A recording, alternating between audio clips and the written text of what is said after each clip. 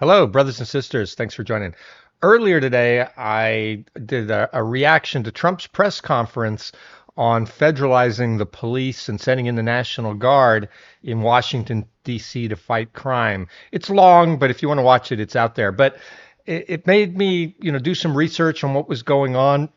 And I had seen that crime statistics were the best ever, or well, maybe not ever, but they'd been really going in the right direction for a long time in Washington D.C. And so that kind of puzzled me that like if they're going in the right direction, then why are we seeing all this crime in Washington D.C. and Trump's having to step in.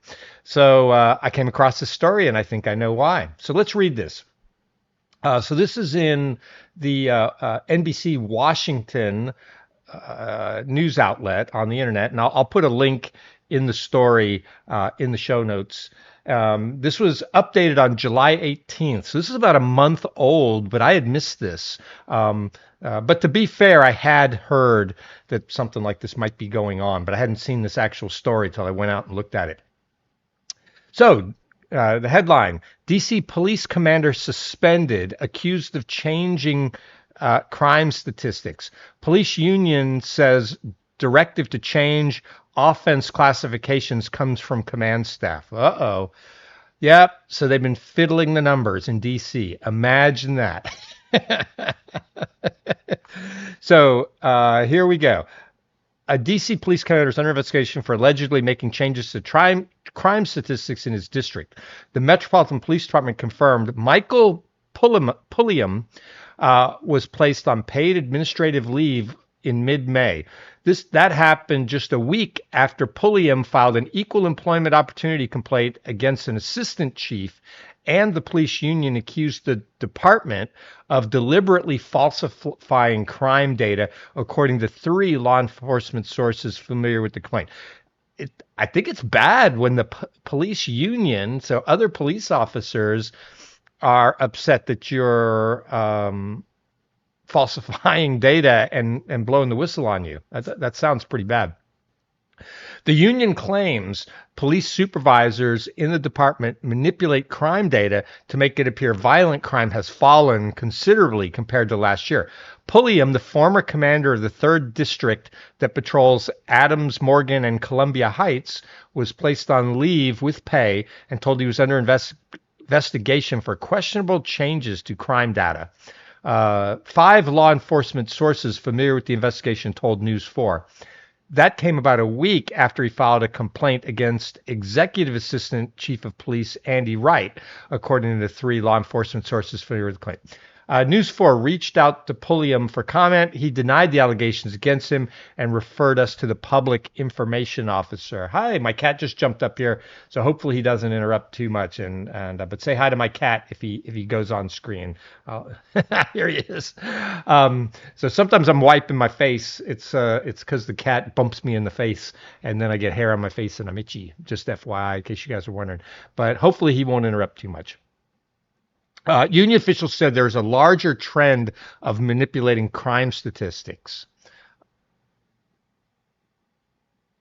When our members respond to the scene of a felony offense where there's a victim reporting that a felony occurred, inevitably there will be a lieutenant or a captain that will show up on the scene and direct those members to take a report for a lesser offense.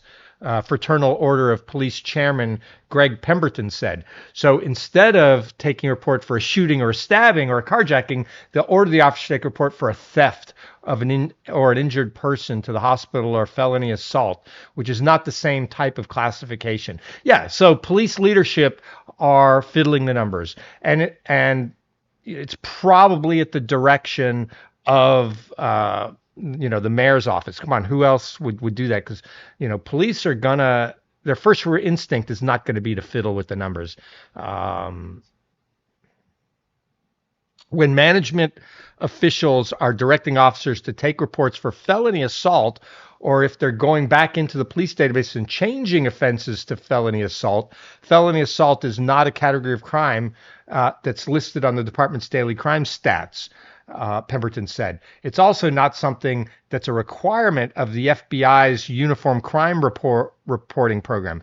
So by changing criminal offenses from an example, ADW bat or ADW gun, so I think that's assault with a deadly weapon, to felony assault, that would avoid both the MPD and the FBI from reporting that as a Part 1 or felony offense. The union's been gathering evidence for some time now by looking at reports and talking with officers all over the city. What we've heard through our members and through members of management that were willing to talk with the union is that it is a directive from the command staff, is that they want to make sure these classifications of these reports are adjusted over time to make sure the overall crime stats stay down. And this is deliberately done. I guess it could be because police leadership get bonuses for lowering crime, I guess. This article doesn't have any allegations that it's, like politically motivated by, when I say motivated, it's by the mayor's office, because the mayor, is a political position. As of last Monday, when News 4 spoke with Pemberton, DC crime data shows violent crime was down 28%. Thursday, the department's website said violent crime is down 25% when compared to this time last year, and overall crime is down 8%. So yeah, they're fiddling the numbers. That's preposterous, Pemberton said. There's absolutely no way crime is down 28%. Last year, they suggested that it went down 34%. So they were doing the same thing last year. It went down 34% last year, and now it's down 28% this year. Of course it is, if you're fiddling the numbers. In April, Pulliam's wife, Captain Rachel Pulliam, was transferred by Chief Pamela Smith from the youth division to midnights in the 7th district. Oh yeah, who wants to do midnights? So that's probably why they're mad.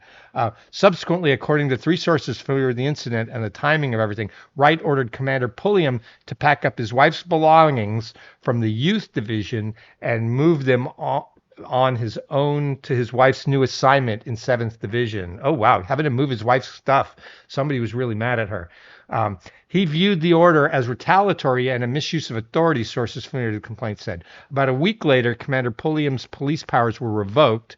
5 law enforcement officers told News 4. Chief Smith told News 4, "We can't comment on an ongoing investigation." Yeah, that's true. As for the claims made by the union, Smith released a statement. The Metropolitan Police Department is committed to upholding the trust and confidence of the public.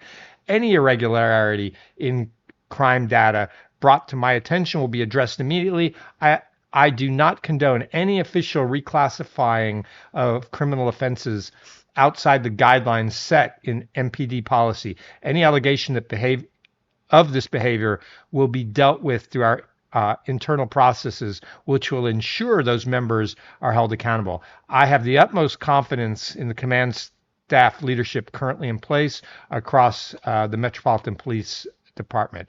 Wright declined to comment. All right, so that's it. So yeah, violent crime down 25%, overall crime down 8%. It's hogwash. So now we know, Trump has just taken over the police force in Washington, D.C., and this is partially why.